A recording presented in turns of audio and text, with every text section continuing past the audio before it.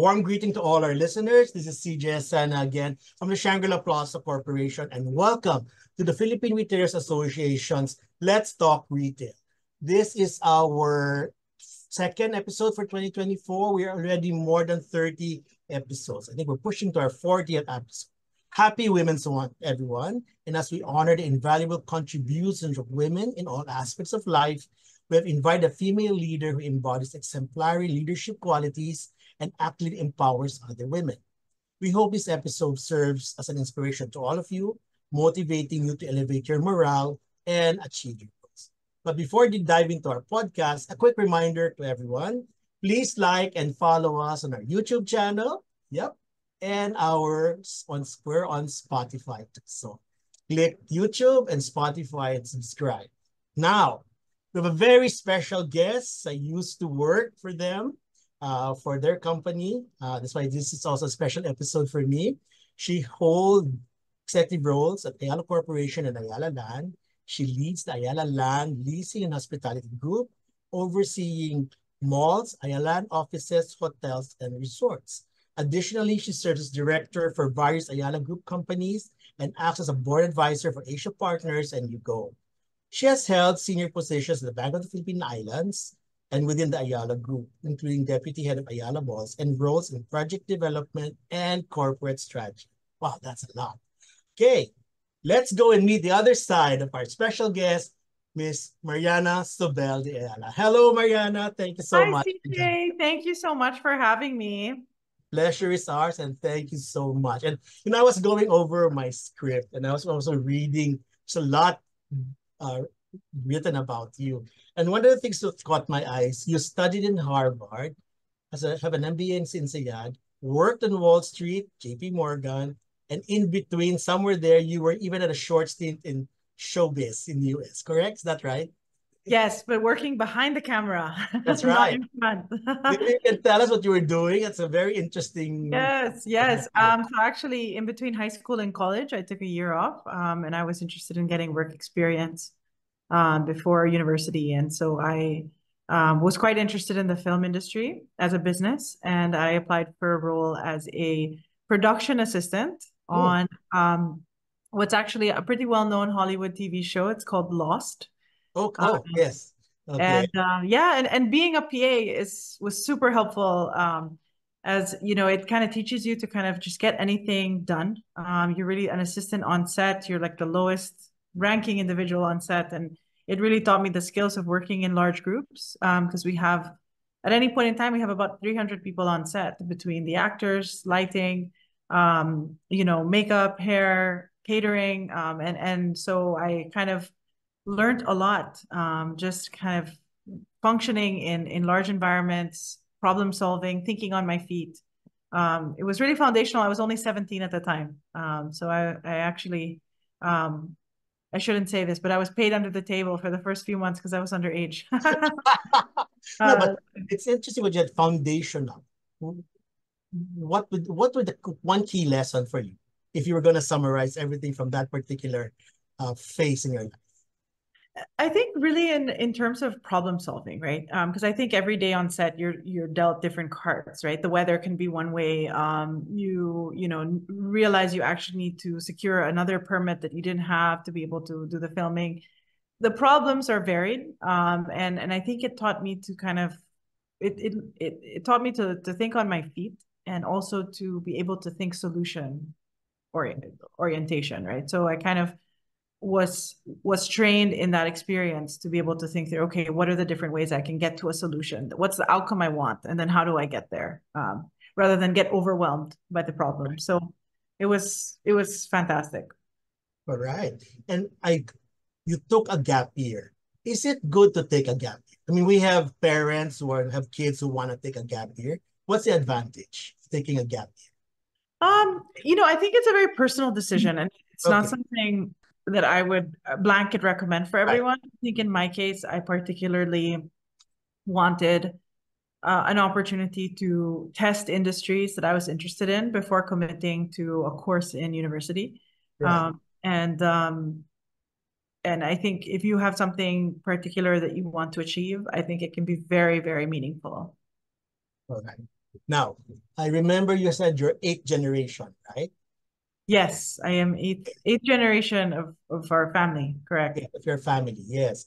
And in our audience, we have listeners and viewers who are in the second or third generation.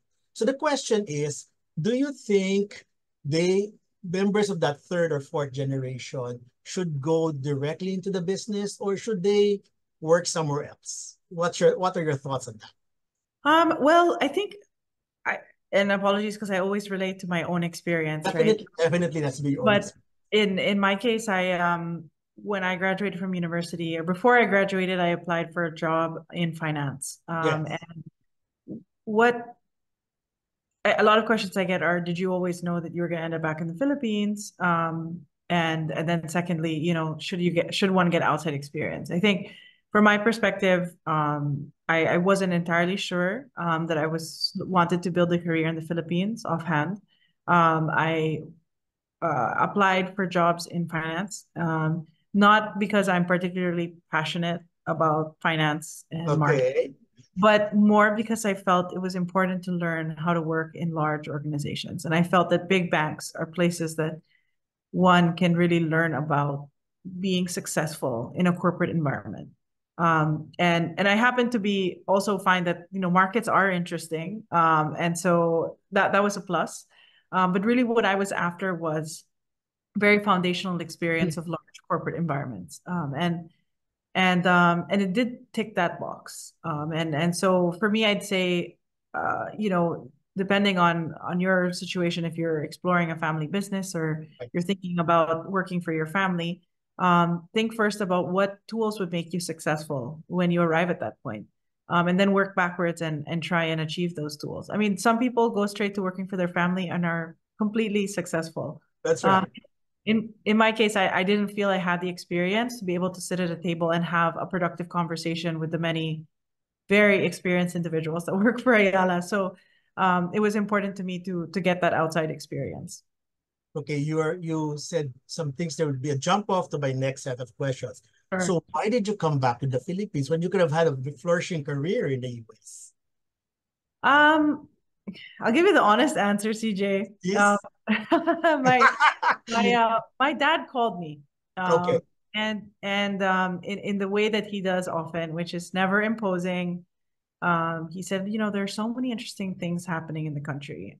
It's a time of real growth for the Philippines. This was around 2013. All right. He said, there's a very interesting, public-private collaboration that's going on. The economy is growing. It's a highly kind of consumption-driven, evolving consumer.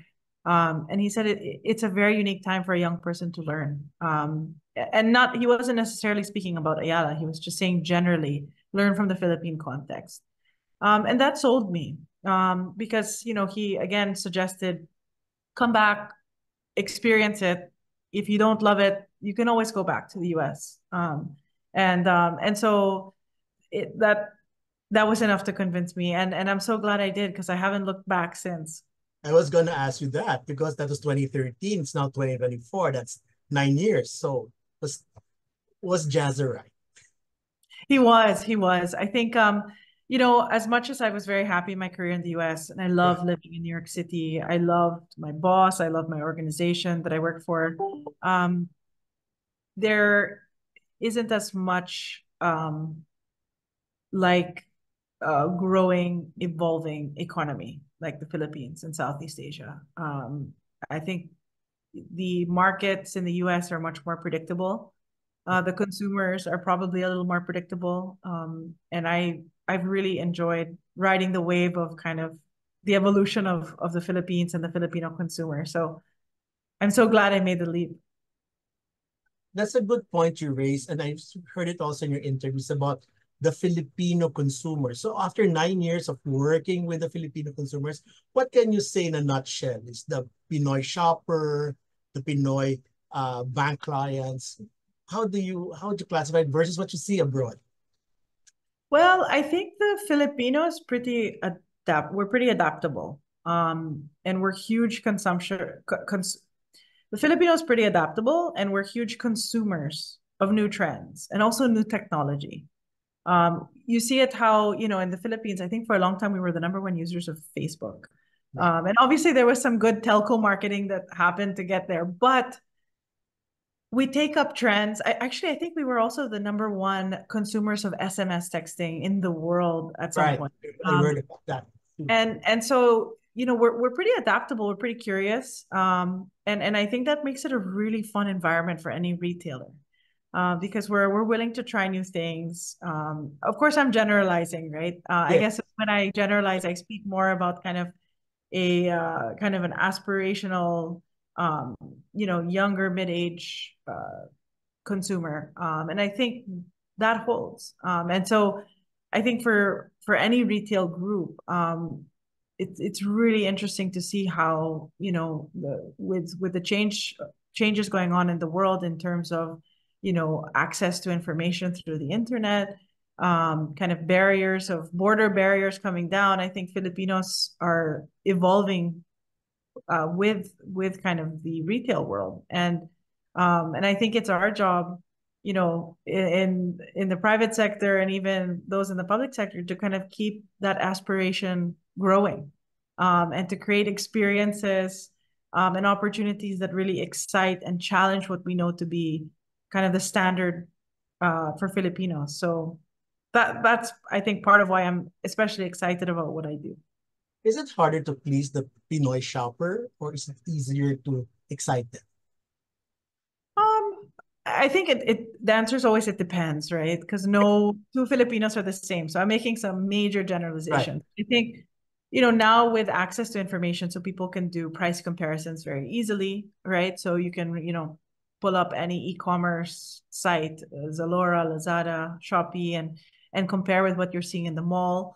If you find it cheaper and the color that you want, it's so easy to order it on the spot, right? So I think that is creating a different consumer globally, right? The Filipino has access to the same information, the same transparency that a global consumer has, right? And so for those of us that are working kind of in the brick and mortar world, and are still building shopping malls and still building kind of physical experiences, we are pressured to level up that experience, because you're competing against the ease of that technology brings, right? The convenience of that. And so from my view, our role is not to really compete directly with that. It's really to create experiences that are kind of transcend any of that comparison. One of my questions is the friend or foe, and I think we got into the topic. So Okay. let's do an advanced friend or foe. Lazada, Shopee, Zalora, Shein, and all other shopping platforms. All other Friend. shopping platforms. Friend, why? I believe it's helping us evolve the consumer further. And I don't see them as direct competition. I feel that, at the Ayala malls, we're creating experiences and spaces that people love. We're not really in the business of selling goods. And so I think in that respect, I think, those online platforms are opening the world to the Filipino consumer. And then I think with that, we develop a more discerning consumer. And with that, we continue to level up the country and experiences. And so definitely friends, CJ. All right. I'll go back to friend or foe, but you said something earlier about sitting in a table and being able to contribute, especially of experienced people. So let's bring it to the topic of intergenerational. Our elders, Jaza and Paul, are still there. You Yes. have very experienced from TG to everybody else. And then you have Gen Xers, millennials. You are a millennial. And Mm-hmm. you have the Gen Z. So no time in the workforce, you have 4 generations. So how do you make sure those dynamics work well for your business objectives? I'd like to hear your comment on that. This is a fun one for me because I love psychology, Great. and I love the analysis of people, interactions, incentives. I think it's a similar practice to how we think about developing experiences at Ayala Land, right? It's putting ourselves in the shoes of the customer. And so in this case, where they might not be literal customers, right? They're kind of internal partners and Yeah. colleagues. I think it's always important to kind of put yourself in the shoes of those that you're working with to understand what are they after? What is it that's what does success mean to them? And the path to success might be different based on the style, based on the generation, based on, any biases that we have. But I think as long as you can empathize and understand where someone's coming from and what they need to get to, it makes it much easier to align incentives to make sure you can get to a shared goal. So it's really about understanding their goals and understanding their perspectives and maybe checking for any biases that they might have. And then thinking about how what you want to get done can align with what they want to get done. So it's not an age thing. It's really more understanding what's going on in their minds and what makes them tick. Yes, what motivates them and what they're trying to get after. Because everyone, we all have different goals, and it's just about finding the overlaps of where we can work towards some of those shared goals. Okay, let's go back to friend or foe. So I asked already one set of friend or foe. Let's ask the three other friend or foe. Next one, friend or foe technology. Friend or foe technology. Friend, Why? absolutely. Well, technology is the ultimate enabler, right? It'll enable us to create unique experiences. It'll enable us to be more efficient. I always say, we have to find ways to operationalize the science of it, so we have time for the art of it. And I think technology can help us operationalize the science of things, so that we can focus on value add that really require experience, human intervention. And art. So that the art portion. So I think technology is the ultimate enabler. Let's bring it down to a particular technology that's a hot topic now. As we prepare for the NARCE, this is going to get one long module. Artificial intelligence or AI. Friend or foe? Friend, absolutely. Why? I think I look at, I rejoined Ayala Malls October of last year, and in the past several months, I've spent time, talking with the team, learning about what their goals are and what keeps them up, what keeps them busy, what bogs them down. And I realized so much of the kind of manual work that we do can be further automated and enabled by AI. And so I should probably keep some of those to myself because those might become trade secrets. But bottom line, I really see really see how AI can support our team in more efficient operations so that the team can really spend time on what we hired them for, which is really thinking through how to differentiate and how to create kind of unique experiences. All right. Now, the reason why we ask that now is because it's a hot topic. We're trying to demystify AI. I think that's what's really the reason for the question. Last question on friend or foe. Competition among malls. Competitive malls. Friend or foe? You got me on that one, CJ. I think friend. This is interesting. Why? So I guess as Ayala Malls, I think we are pretty clear about our target market, especially when thinking about our renovation builds, especially when thinking about our new. And I think we're after a very specific target market. And I'm not too sure that everyone in the market is after the same market. And so I think if we all collaborate to be able to bring better experiences to the Filipino, to continue to raise the bar, it'll be good for the retail industry. The retail industry will grow, and therefore there'll be more growth for each of us individually. So I'd like to say friend. I think the more, well, let's put it this way: competition is good for the consumer, and I think there being competition encourages us to continue to raise the bar, and I think that pressure is welcome. And I think ultimately what's good for the consumer should be good for us. Shopper wins. Shopper wins. Shopper wins. All right. This time, advice seeking. As we said, we like to do this podcast because it helps people go through what they're certain things they want to make decisions on. The first group of people asking for advice from you is students making career decisions. What would you advise students making career decisions? So again, I hate to always say it depends, CJ, but it does. I Go think ahead. what would be General. foundational general advice? Yes. As negative as it may sound, you might not always love what you do 100%. Okay. That's a And good. I think success does not always come from passion necessarily. So what's worked for me is to find spaces where my skills and interests align. It might not be, an industry that I 100% love and adore. But if it's a skill set that's unique to me that I think I can really differentiate and be competitive in, that should take precedence. So in summary, I would recommend to not always aim to achieve kind of the highest levels of passion or excitement about your job, accept that not every day is going to be perfect. But if you find where your skills and interests align, I think you will be successful. Okay, that's practical and realistic. Right.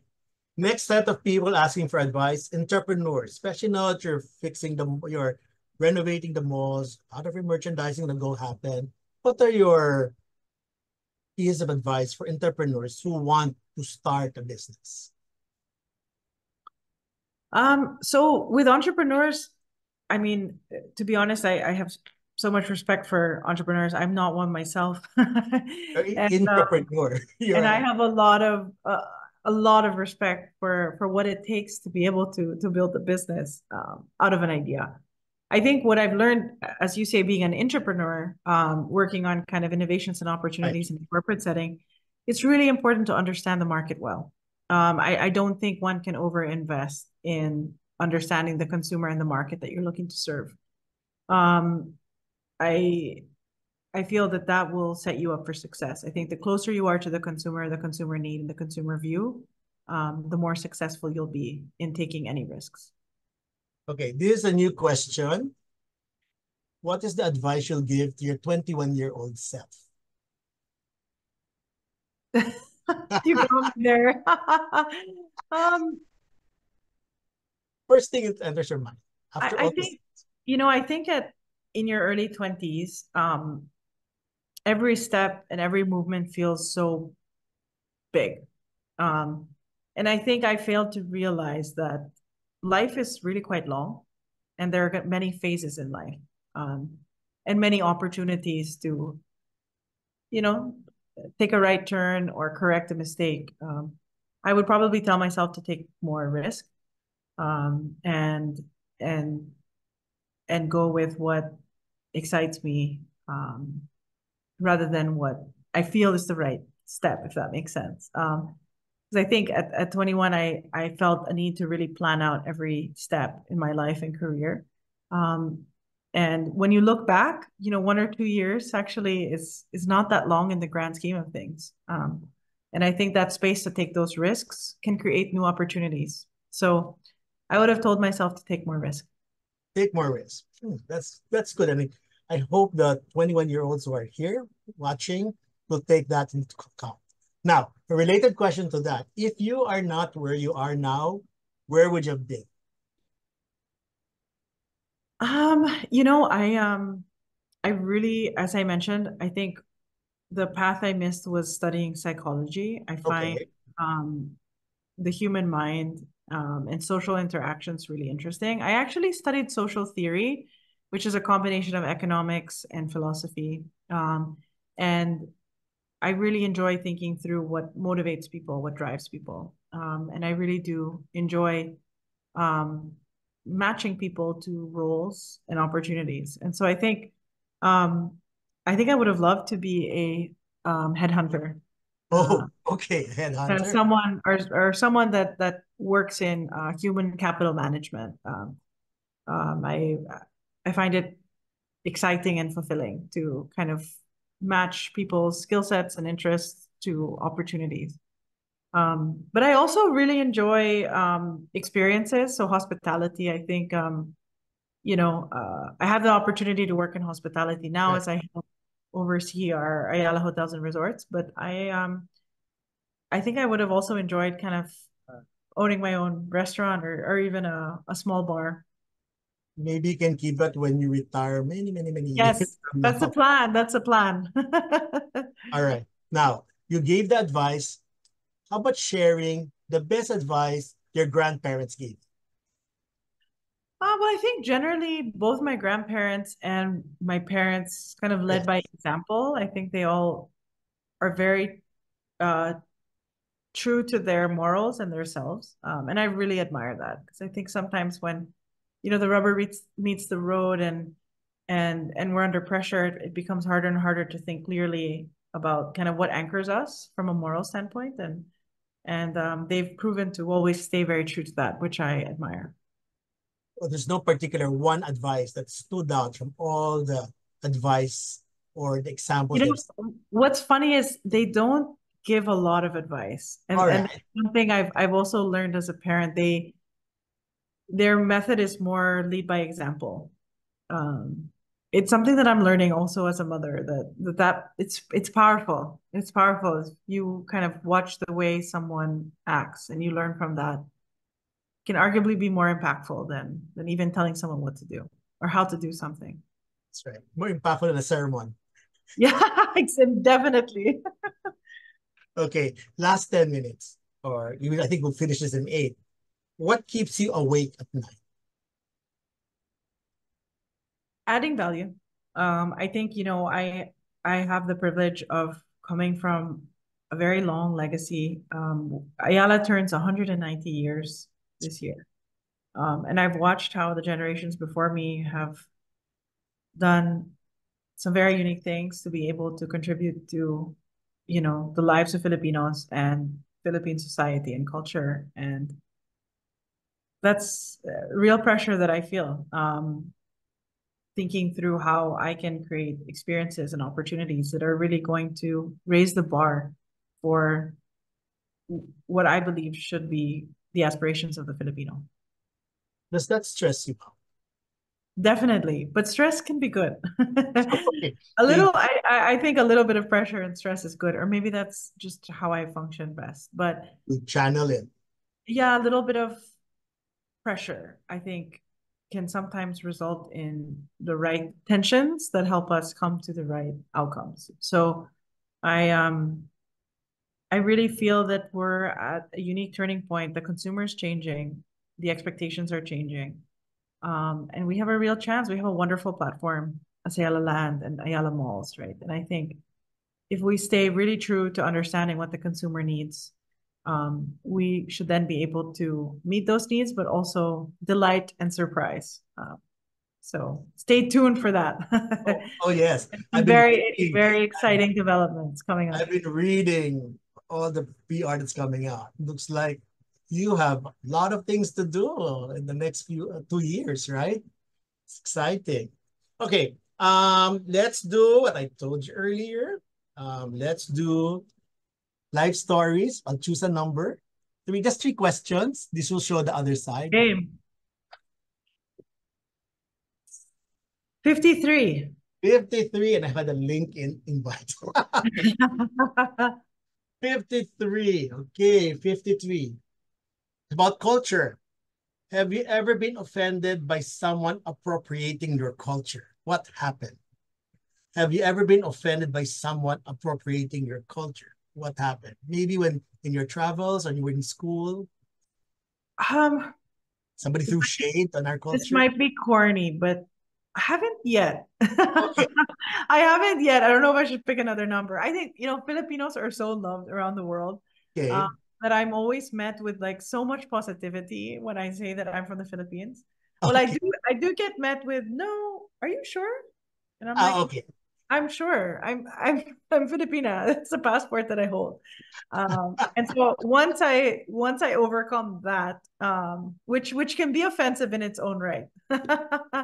Um, once I overcome that, then there's so much positivity. People are like, oh, my friend's Filipino, someone that I work with is Filipino. There's always so much. I think it's one of the most amazing aspects of our culture that people can generalize about the kindness and warmth of the Filipino. I think we're like global citizens and we adapt easily. Yeah, and I think we're genuinely kind people. And so that is something that we managed to export to the world, and our brand is like super, super clear that yeah, I haven't felt any of that cultural shade just yet. Okay, now let's take another number. 72. 72. And 72 is a quarantine question. So Okay. where were you finding hope during the pandemic? Where were you finding hope during the pandemic? You were here already. I was here. Actually, I was based in Singapore. I was completing my MBA. Right. I had to come home before the borders closed. So I actually finished my MBA online. You know, I always say that the beginning of the pandemic was stolen time. My husband and son and I were living in different countries because I was doing my MBA in Singapore. Um, we had been both, running through very fast-paced careers, hadn't really had the time to prioritize each other and our time together. At the same time, my two sisters were living abroad. They came back before the borders closed as well, and so I found myself, very fortunate to be able to have a little more time with my family under one roof, including my siblings who lived abroad. So I always say it's stolen time. It's time together we didn't expect, and time where we really spent together. And I'm super grateful for that. Okay, and before I go to the last one, there was an interesting point you raised. A group of career women are asking advice from you. What would you tell them? Women starting out in their careers, climbing that corporate ladder. What would you tell them? Um, to be be yourself, be true to yourself. I mean, think about how what your unique skill set could be, and I think that'll come from being honest about who you are. um and everyone is unique and has different value add, and I think the sooner we can come to terms with this, who we are as a person, the sooner we can also realize how we can differentiate. So don't be afraid to be yourself. Okay, let's wind this down. Let's ask the last question. 48. 48 again from culture. I think the Roletta likes the culture aspect. 48. Which religion are you most curious about other than your own? Which religion are you most curious about other than your own? Buddhism, 100%. Why? I um I find it intellectually very interesting and socially incredibly interesting. I think the peace with that they bring to uh, social interactions, thinking, and self is very, very special. So I I've tried to read up and study it and where I can, because I think it's actually a very, very unique religion. Okay. Time flies so fast. And we're already on our last question. We are in March. That's the end of the first quarter. How do you see, crystal ball question, how do you see the balance of 2024? Are you hopeful? Are you Super excited? hopeful. Why We you? are super hopeful. I I think I think everyone's saying they're cautiously optimistic, right? So I think we're optimistic, but also practical and pragmatic. But from our perspective, at the Ayala Land, when we look at things, it's really in 5, 10, 15, 20-year increments. And we're devoting a lot of resources to planning that future out. And so it's a really exciting time for us as we try and chart forward kind of the future of the company, which is super aligned to what we think the very hopeful future of the country is. And so I am energized and super hopeful, and I can't wait to share some of these plans and have the Filipino consumer experience. And it's always about the consumer. Absolutely. I think if you anchor on the consumer, you can't go wrong. All right. Mariana, thank you again. Thank you again for being part of this podcast. It's a special, it's International Women's Month. And thank you very much for joining Thank us. you, CJ. Thank you so much for having me. I really enjoyed this chat. It's always good to have an opportunity to kind of reflect and reflect and collect on what one has learned. And so I really appreciate it. Well, I'm glad you enjoy it. I enjoy it myself. And ladies and gentlemen, I hope you enjoyed our other side of Mariana Zobel de Ayala, the Senior Vice President of Leasing and Hospitality for Ayala Land. And please visit her malls. All right. Thank you again, Yes, Mariana. We'll see you one of these days. I hope to see you in the malls. absolutely. We'll see you at Ayala Malls. I'll revisit. You know me. I go. It's my alma mater. Yes. All right. Regards to everyone. Thank you very Thank much, you. Mariana. Thank you so much, CJ. Again, thank you very much, Mariana, for your candor and allowing us to get to know you better. Thank you too to our listeners and viewers for spending time with us to watch and listen to Let's Talk Retail. Don't forget, follow us on YouTube, subscribe, click and subscribe, or on Spotify, click and subscribe too. And this is CJSN of Shangri-La Plaza, and I look forward to seeing you again in the next episode of Let's Talk Retail. Bye!